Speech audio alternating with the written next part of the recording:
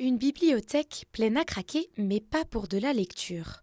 Dans son atelier confidentiel à Barbera, près de Chambéry, Isatis s'attelle tous les jours à retravailler des ouvrages destinés à être jetés. Avec son entreprise Brock'n'Broll, l'objectif de la jeune femme, c'est de transformer ce stock en accessoires et notamment en sacs à main.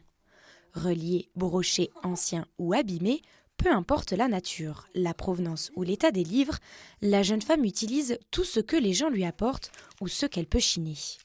Et une fois les volumes récupérés, elle imagine alors ses propres créations, mais pas seulement.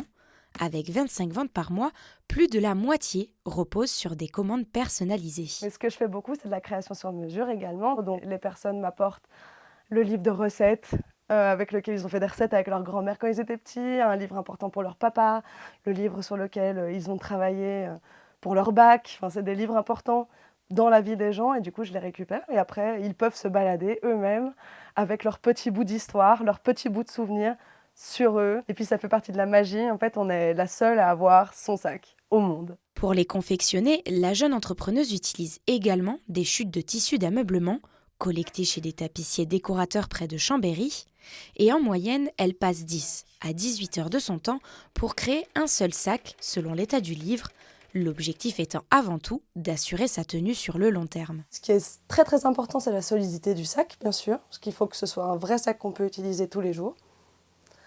Ce qui est très important, c'est le vernis aussi, parce que du coup, ce sont des sacs en livre, donc il faut qu'on puisse les sortir sous la pluie, donc ils sont vernis 2 fois au vernis marin, ce qui est très important. Et je dirais la lanière également, parce qu'il faut encore une fois pour une question de solidité.